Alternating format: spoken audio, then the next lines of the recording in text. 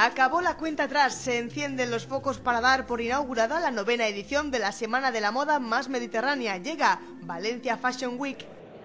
La alcaldesa Rita Barberá y el vicepresidente de la Generalitat no han querido faltar a esta cita. Ambos han coincidido en afirmar que se trata de un acontecimiento de referencia que ha conseguido despertar el interés a nivel nacional e internacional. Es la primera que se celebra en España, con lo cual está siendo, como he dicho antes, la avanzada en marcar las tendencias y en expresar ante los cientos de medios de comunicación interesados cuál es, a partir de Valencia, cuál es la nueva moda. Creciendo también la expectación, la repercusión mediática, y eso significa que estamos ante un sector y ante un conjunto de profesionales de la moda que están abriéndose un hueco de manera rápida dentro de este competitivo mundo también como es el de la moda.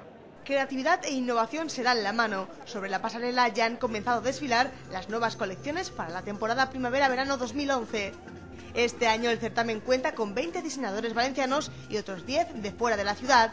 La organización ha preparado una agenda de actos que no dejará indiferente a nadie.